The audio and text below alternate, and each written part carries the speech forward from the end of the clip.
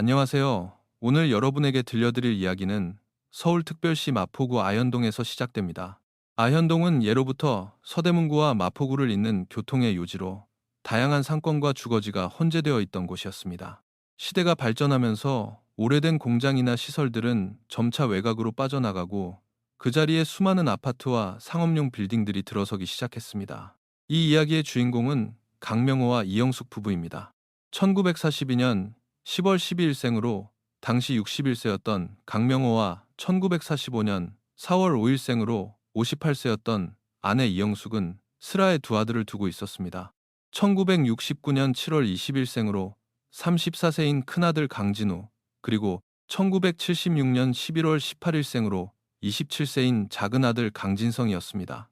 이들 가족은 상당한 재력가였습니다. 부부는 일찍이 은퇴한 후 여러 채의 부동산을 소유하고 있었고 매달 들어오는 임대 수익 덕분에 경제적으로 아주 여유로웠습니다. 부부는 지인들과 모임을 가지거나 전국 곳곳으로 여행을 다니며 평화롭고 안락한 노후를 즐기고 있었습니다. 누구보다도 완벽해 보이던 그들의 60대 삶에 누구도 상상하지 못한 비극적인 사건이 들이닥쳤습니다. 이제 시간을 되돌려 2004년 3월 7일로 가보겠습니다. 2004년 3월 7일 일요일, 두 형제가 마포경찰서를 찾아와 실종 신고를 접수했습니다. 신고자는 강진우, 강진성 형제였습니다. 두 사람은 경찰에게 1942년생인 61세 아버지 강명호와 1945년생인 58세 어머니 이영숙이 6일 전에 집을 나선 뒤로 감쪽같이 사라지셨습니다. 저희가 할 수 있는 모든 방법을 동원해 연락을 시도했지만 전혀 닿지 않습니다. 경찰에서 하루빨리 부모님을 찾아주시길 바랍니다라고 호소했습니다. 경찰은 작은아들 강진성으로부터 5일 전인 3월 2일에 신촌의 한 백화점에서 부모님을 만나 함께 식사를 하고 차를 마셨다는 진술을 확보했습니다. 강진성의 말에 따르면 당시 부모님은 며칠간 일본 후쿠오카로 여행을 다녀올 것이라고 했지만 정확한 출국 일정이나 장소는 언급하지 않은 채 자리를 떠났다고 합니다. 하지만 부모님이 돌아오기로 한 날짜가 지났음에도 귀가하지 않았고 휴대전화마저 꺼져 있었습니다. 작은아들은 온갖 방법을 써봤지만 부모님과 연락이 닿지 않았다고 했습니다. 큰아들 강진우 역시 퇴근 후 부모님과 연락이 닿지 않자 이상함을 느끼고 평소보다 일찍 귀가해 상황을 살폈다고 진술했습니다.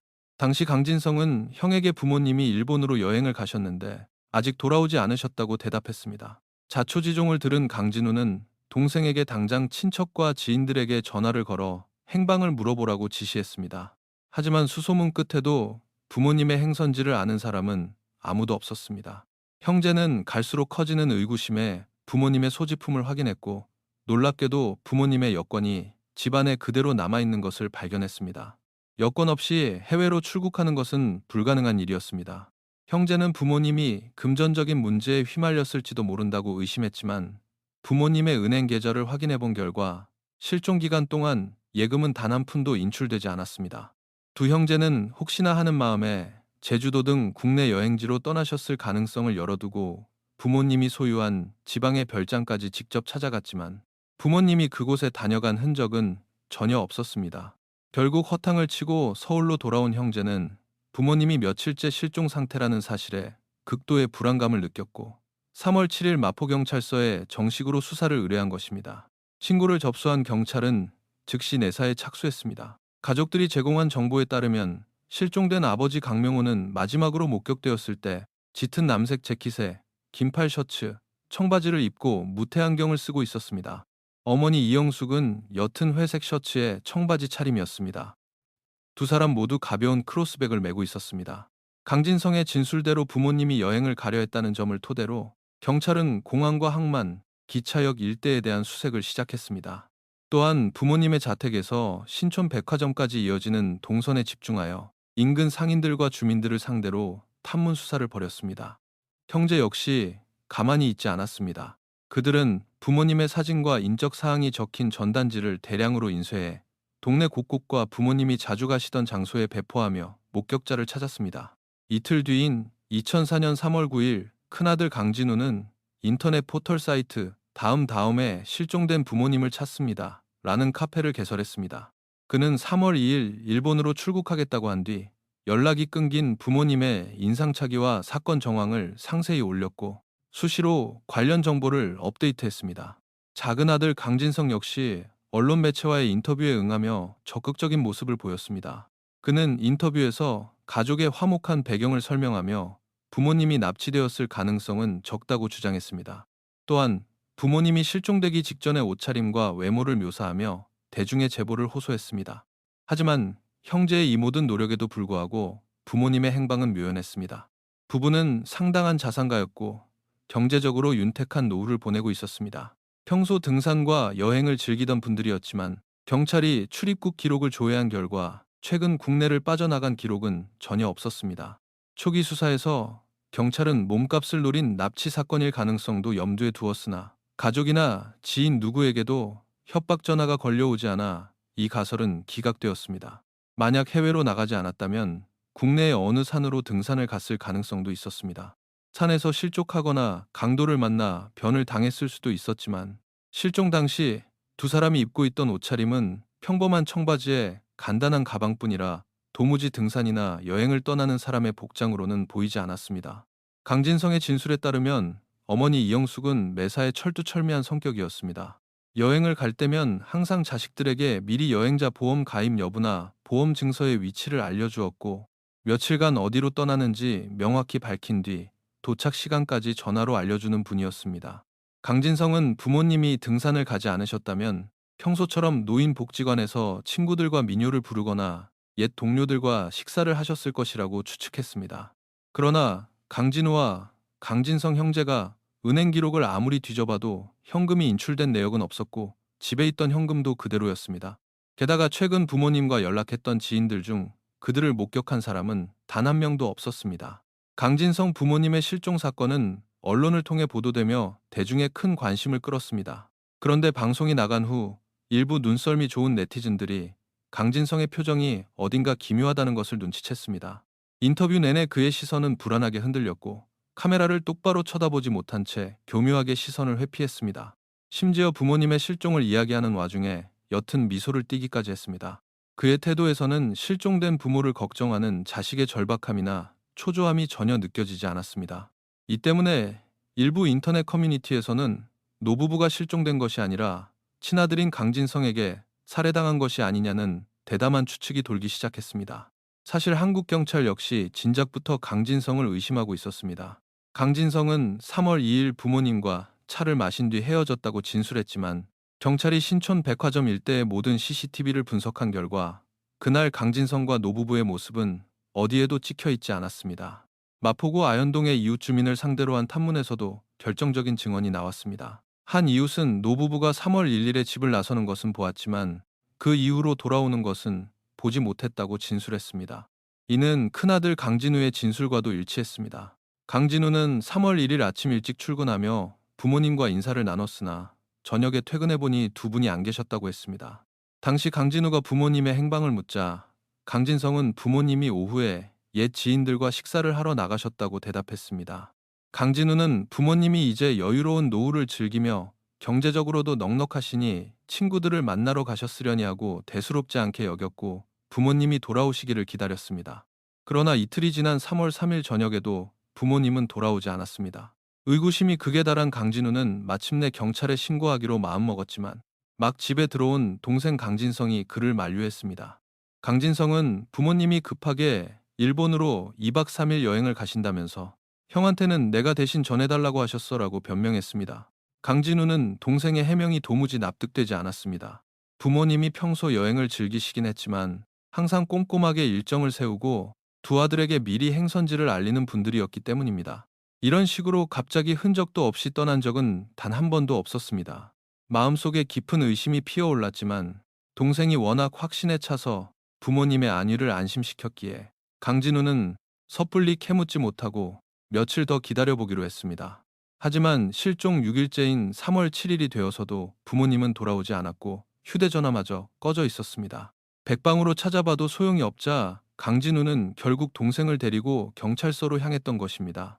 경찰은 이러한 엇갈린 진술과 정황 증거들을 종합해 볼 때 강명호와 이영숙 부부가 외부에서 사고를 당한 것이 아니라면 막내 아들 강진성이 처음부터 끝까지 거짓말을 하고 있을 가능성이 매우 높다고 판단했습니다. 이에 강력반이 투입되었고 강진성을 유력한 용의 선상에 올려 사건을 전면 재조사하기 시작했습니다. 실종 신고가 접수된 지 일주일이 지난 2004년 3월 14일 강력반 형사들은 확보한 단서를 바탕으로 강진성을 소환해 강도 높은 조사를 진행했습니다. 신문 과정 내내 강진성은 부모님이 일본으로 여행을 가신 것이 확실하다고 앵무새처럼 반복했습니다. 하지만 베테랑 형사들은 강진성의 태도에서 짙은 위화감을 단번에 알아차렸습니다. 그는 바늘방석에 앉은 사람처럼 불안해했고 눈동자를 이리저리 굴렸으며 극도의 긴장감을 감추지 못하고 물을 연거푸 들이켰습니다. 형사들은 강진성이 부모님의 행적에 대해 새빨간 거짓말을 하고 있다는 것을 확신했습니다. 그가 가장 유력한 용의자였지만 아직 부부의 실종에 그가 직접적으로 개입했다는 것을 입증할 결정적인 물증이 부족했습니다. 그러던 그날 밤 사건의 판도를 완전히 뒤집을 결정적인 제보 전화가 경찰서로 걸려왔습니다. 전화를 건 사람은 자신을 온라인 게임 스타크래프트 길드원이라고 소개하며 강진성과 아는 사이라고 밝혔습니다. 제보자는 강진성이 저녁 7시경 네이트온 메신저 단체방에서 우리 부모님은 실종된 게 아니야. 내가 죽였어라고 충격적인 고백을 했다고 털어놓았습니다. 메신저에서 강진성은 나는 어릴 때부터 사이코패스였어.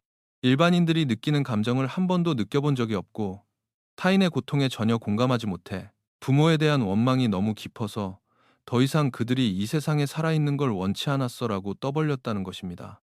이뿐만이 아니었습니다. 현실에서 강진성과 친하게 지내던 또 다른 지인 역시 경찰에 유사한 제보를 해왔습니다. 그는 부모님이 실종되었다고 알려진 당일 오후 강진성이 휴대폰 문자 메시지를 통해 부모를 살해했다고 털어놓았다고 증언했습니다. 지인이 놀라서 형 강진우도 이 사실을 아냐? 고 묻자 강진성은 형한테는 말 안 했어. 형이 부모님에 이어 동생인 나까지 한꺼번에 3명의 가족을 잃게 될까봐 두려워할 것 같아서라고 답했다고 합니다. 1974년 9월 9일생으로 당시 29세였던 강진성의 사촌 누나 윤지연의 증언도 이어졌습니다. 윤지연은 경찰에 출석해 강진성이 자신에게 부모님을 살해한 사실을 고백했으며 심지어 친형인 강진우까지 살해할 계획이었다고 진술했습니다. 3월 7일 윤지연은 사촌 오빠 강진우로부터 전화를 받고 삼촌 부부의 실종 소식을 처음 접했습니다. 3월 11일 윤지연은 자신의 부모님과 함께 형제들을 찾아가 실종된 삼촌 부부를 찾을 대책을 논의했습니다. 그때까지만 해도 강진성의 행동은 평소와 다를 바 없었고 부모님의 실종을 진심으로 걱정하는 기색조차 보이지 않았습니다. 가족들은 조를 나누어 밖으로 수색을 나갔고 강진성은 사촌 누나인 윤지연에게 부모님의 신용카드 사용 내역을 조회해달라고 부탁하기도 했습니다. 그러던 3월 14일 강진성은 돌연 윤지연에게 누나한테만 개인적으로 할 얘기가 있어 꼭 만나야 해. 지금 못 만나면 영영 진실을 말할 기회가 없을지도 몰라 라는 문자를 보냈습니다. 메시지에는 누나 덕분에 내가 이 세상과 연결되어 있다는 느낌을 받았고 세상을 향한 증오심도 덜 수 있었어라는 알 수 없는 말도 적혀 있었습니다. 심상치 않은 내용을 확인한 윤지연은 동생에게 무슨 큰일이 생겼다고 직감하고 즉시 만남을 수락했습니다. 당시 강진성은 부모님의 실종건으로 강력반 조사를 받아야 했기에 만남은 자정 무렵 종로의 한 카페로 미뤄졌습니다. 그날 밤 윤지연은 약속 장소에 일찍 도착해 기다렸지만 강진성은 한참 늦게 모습을 드러냈습니다. 자리에 앉자마자 강진성은 교회에 다니는 윤지연에게 하나님은 모든 죄를 용서해 주시냐? 고 뜬금없는 질문을 던졌습니다. 이어진 대화에서 강진성은 충격적인 진실을 쏟아냈습니다. 어릴 때부터 부모님이 너무 싫었어. 나한테 거는 기대가 너무 컸고 그 기대에 부응하지 못하는 나 자신이 혐오스러울 정도로 숨이 막혔어. 그래서 30이 되기 전에 생을 마감하려고 계획했는데 내 평생의 소울메이트인 상철이 형을 만나면서 마음을 바꿨어. 윤지연과 대화하며 강진성은 자신이 타인의 고통을 느끼지 못하는 사이코패스라고 거듭 강조했습니다. 부모님은 날 항상 매질하고 폭언을 쏟아부었고 형도 가끔 날 괴롭혔어. 그래서 처음엔 부모님을 죽인 다음 형까지 죽일 계획이었어. 그런데 부모님이 사라지고 난 뒤 형이 나를 챙겨주는 걸 보면서 처음으로 형제애를 느꼈고 그래서 형은 살려주기로 마음먹은 거야. 강진성은 공범인 최상철에 대해서도 언급했습니다. 상철이 형은 나랑 겪은 상처가 비슷해서 내 마음을 누구보다 잘 이해해. 형과 함께 몇 달 전부터 완벽한 살인 계획을 세웠어. 강진성은 윤지연에게 부모님을 살해한 날짜와 장소, 그리고 시신을 유기한 방법까지 끔찍할 정도로 상세히 털어놓았습니다. 처음에는 시신을 훼손해 쓰레기 봉투에 담아 바다에 던지려고 했으나 봉투가 수면 위로 떠오를 것을 우려해 시신을 토막낸 뒤 밥과 섞어 스티로폼 도시락에 담아 일반 음식물 쓰레기로 위장해버렸다고 했습니다. 그는 범행 도중 다리를 다쳐 병원에 가 칠바늘이나 꿰매는 바람에 시신 처리가 지연되었다는 사실도 덧붙였습니다. 대화가 끝날 무렵 강진성은 친형한테 이 끔찍한 진실을 내 입으로 직접 말할 용기가 나지 않아 누나가 기회가 되면 대신 형에게 모든 걸 전해줘라고 부탁했습니다. 윤지연은 동생의 입에서 쏟아져 나온 믿기 힘든 이야기에 큰 충격을 받았습니다. 어떻게 친부모를 그토록 잔혹하게 살해할 수 있는지 도저히 이해할 수 없었습니다. 무엇보다 윤지연을 경악하게 만든 것은 범행을 무용담처럼 늘어놓는 강진성의 태도였습니다. 그는 내가 시신을 내다 버릴 때 아무도 의심하지 않았고 냄새를 맡은 사람도 없었어라며 자신의 완전 범죄를 자랑스러워할 뿐 일말의 죄책감이나 반성의 기미는 전혀 보이지 않았습니다. 다음 날인 2004년 3월 15일 윤지연의 결단력 있는 신고를 접수한 강력반 형사들은 3월 16일 아침 칠시경 마포구 자택을 덮쳐 사체 유기 혐의 등으로 강진성을 긴급 체포했습니다. 경찰의 매서운 추궁 끝에 강진성은 마침내 내가 부모님을 살해했다고 자백하며 범행 장소와 공범의 존재를 털어놓았습니다. 강진성의 자백에 따라 같은 날 오전 10시 30분 경찰은 서대문구에 위치한 한 낡은 아파트를 급습했습니다.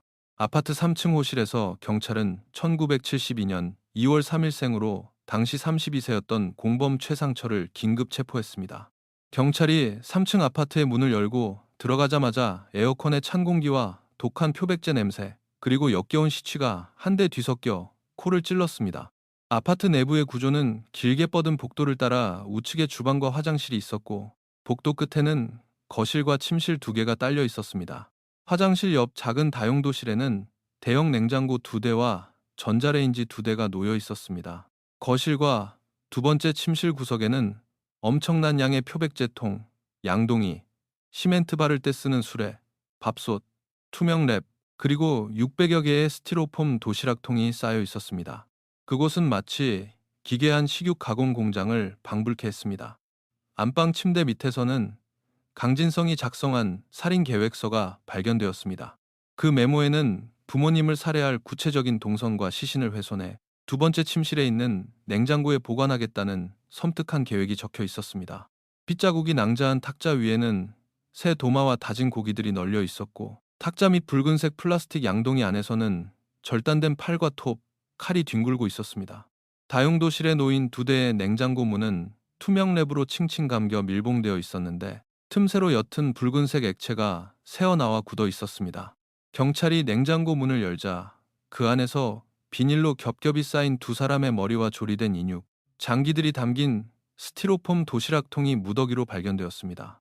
현장에서는 범행에 사용된 대형 플라스틱 통 3개와 날카로운 회칼 7자루, 식칼 1자루, 정육점용 칼 2자루, 새칼 4자루, 쇠톱과 톱날 2개 등 수많은 흉기가 쏟아져 나왔고 그중 톱날 하나는 2동강이 나 있었습니다.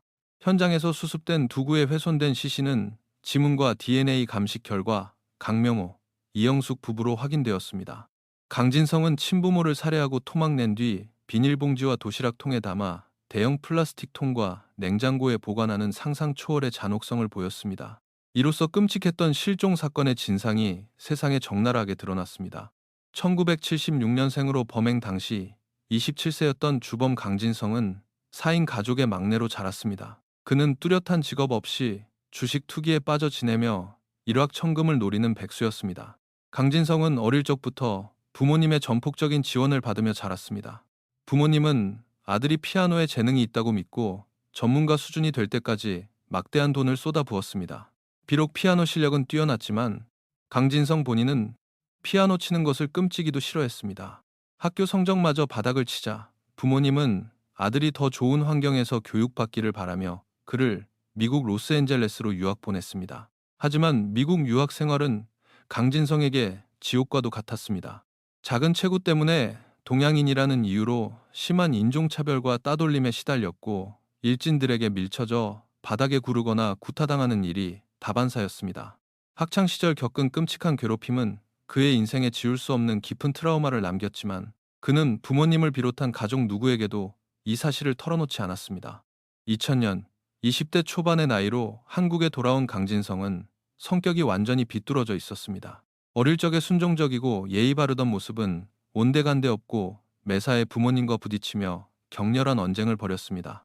강진성은 훗날 부모님은 나에게 숨막히는 압박감을 주었다. 내가 원하지도 않는 피아노를 강요했고 내가 정말 좋아하던 취미는 전부 금지했다. 내가 시험 공부를 하려고 하면 아버지는 거실에서 시끄럽게 축구 중계를 보거나 악기를 연주해서 도무지 집중할 수가 없었다며 부모를 탓했습니다.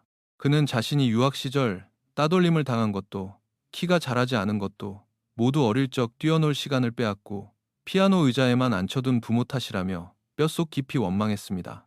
과거 지인들에게 수많은 여자와 사귀었지만 번번이 차였다. 심지어 내 아이를 임신해 낳은 여자도 있었지만 아이를 낳자마자 내게서 도망쳐 버려서 찾을 길이 없다고 떠벌리기도 했습니다. 그는 자신의 모든 연애가 실패로 끝난 이유가 볼품없이 작은 키 때문이라고 굳게 믿었고 이 모든 불행과 취업 실패의 원인을 부모에게 돌렸습니다. 미국에서 돌아온 후 은행원, 부동산 중개업자 등 여러 직장에 취업을 시도했지만 번번이 적응하지 못하고 튕겨나갔습니다. 상사가 자신을 부당하게 탄압하거나 동료들이 자신을 무시한다고 피해의식에 사로잡혔기 때문입니다. 결국 모든 일을 그만두고 집안에 틀어박힌 그는 온라인 가상세계에 빠져 현실 도피를 시작했습니다. 심지어 인터넷 커뮤니티에 알몸으로 기괴한 영상을 찍어 올리는 기행을 저지르거나 삼류애로 영화의 단역 오디션에 지원해 나는 성경험이 아주 풍부하고 다방면으로 능력이 뛰어나다며 허풍을 떨기도 했습니다. 현실의 무능함을 감추기 위해 벼락부자를 꿈꾸며 매일같이 주식판에 매달렸지만 결과는 처참한 실패뿐이었습니다. 수억 원의 빚을 질 때마다 부모님이 대신 빚을 갚아주었습니다.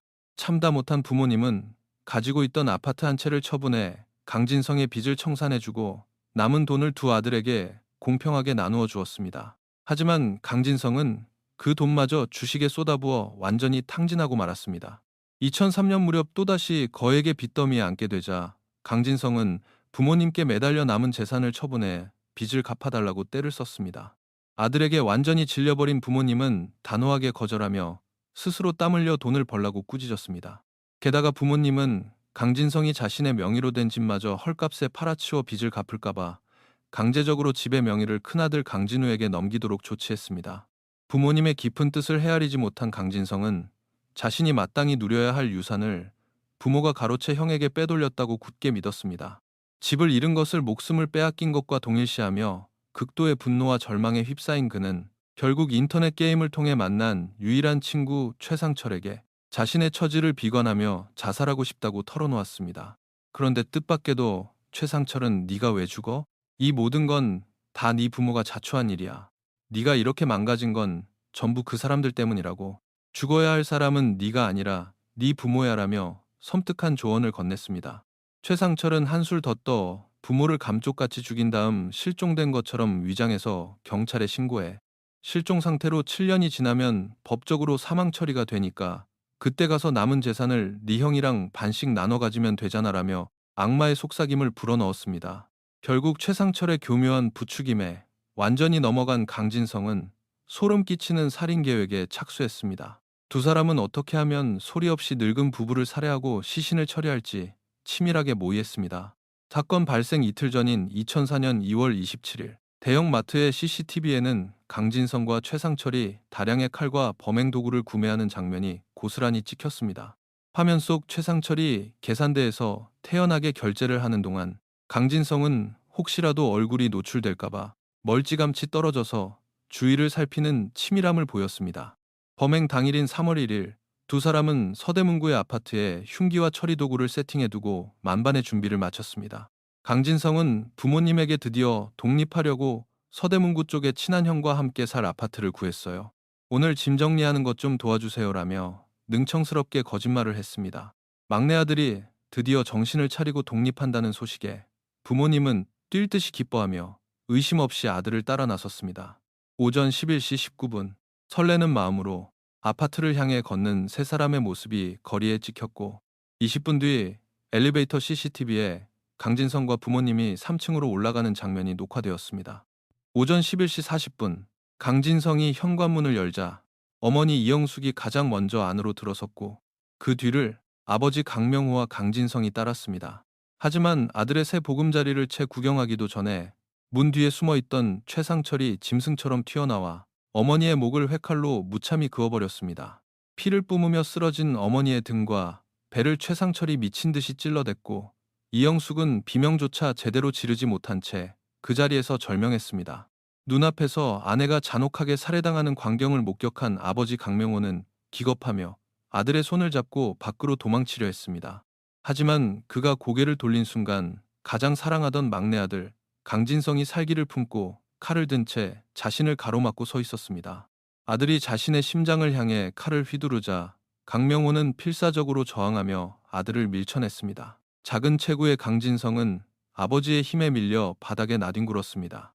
하지만 그 순간 어머니를 잔혹하게 살해한 최상철이 달려들어 아버지의 등 위로 올라타 그를 짓눌렀습니다.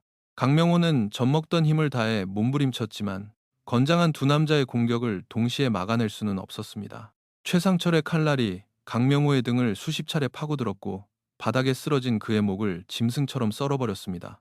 이 모든 끔찍한 사륙은 순식간에 끝이 났습니다. 격렬한 몸싸움 과정에서 자신의 허벅지를 베어 피를 흘리게 된 강진성은 태연하게 홀로 아파트를 빠져나와 인근 병원 응급실로 향했습니다.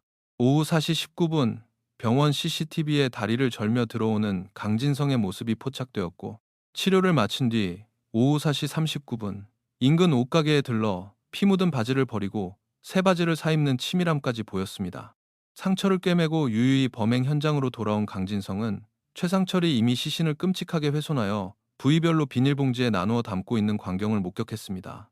밤이 깊어지자 두 악마는 렌터카에 시신 일부가 담긴 봉투를 싣고 인근 바닷가로 달려가 바다에 유기했습니다. 그리고 뻔뻔하게 집으로 돌아가 며칠 뒤 태연한 얼굴로 경찰서에 부모님의 실종 신고를 접수했던 것입니다. 공범인 최상철은 강진성보다 5살 많은 1972년생으로 평범하지만 기구한 가정 환경에서 자랐습니다. 시골 출신인 최상철의 아버지는 외도를 일삼았고 그가 3살 무렵 이를 견디지 못한 어머니가 이혼을 택하면서 가정이 파탄났습니다.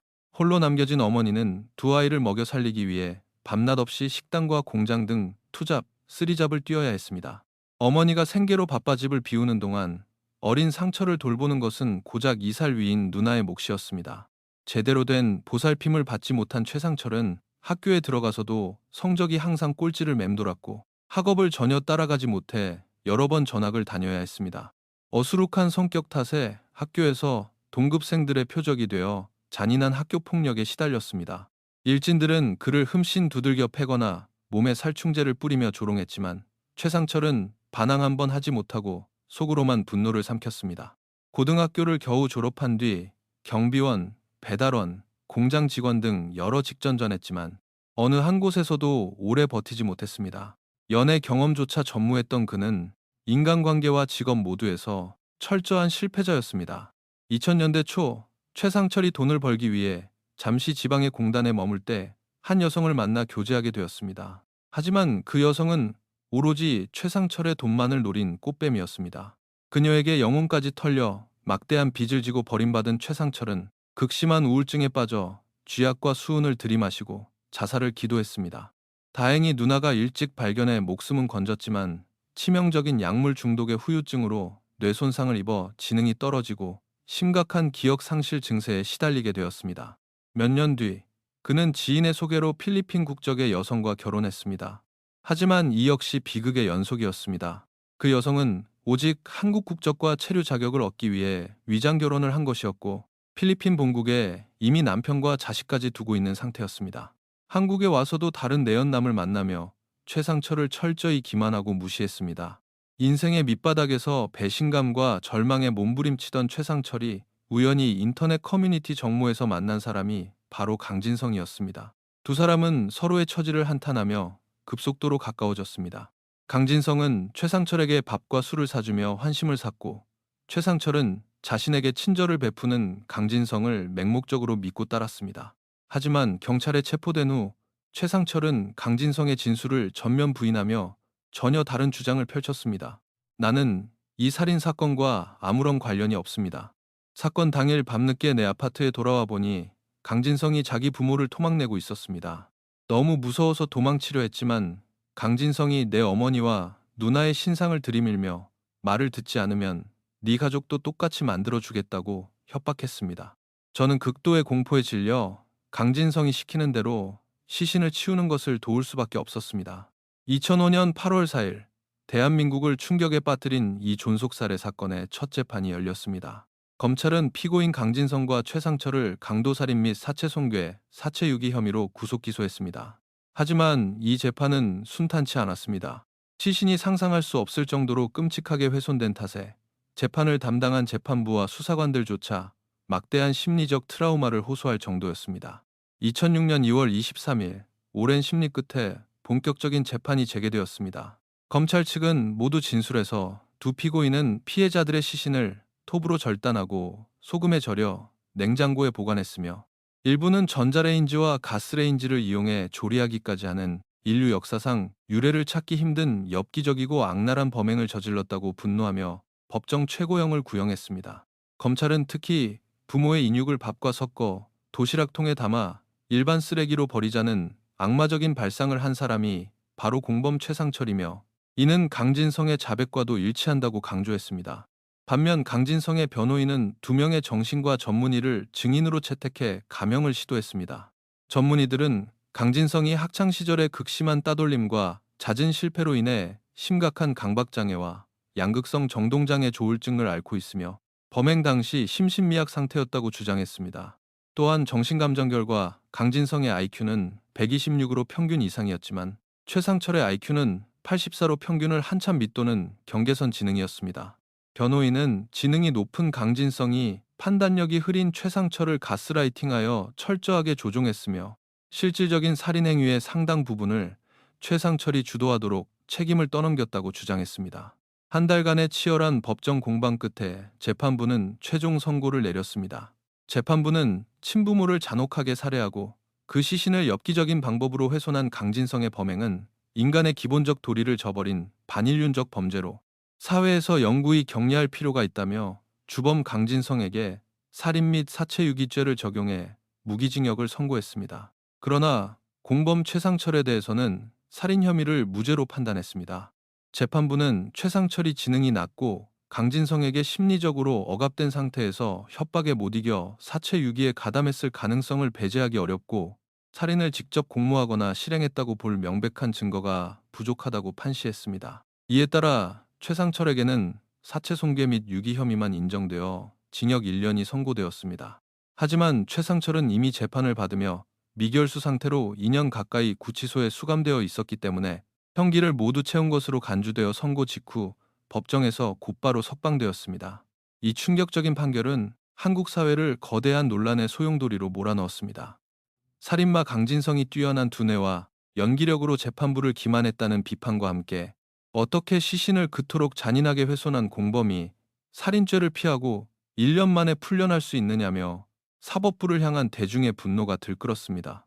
사건의 실체적 진실이 무엇인지, 최상철이 정말 억울한 방관자인지 아니면 교활한 공범인지에 대해서는 오늘날까지도 숱한 의혹이 제기되고 있습니다. 하지만 진실은 오직 살인 현장에 있던 두 사람만이 알고 있을 것입니다.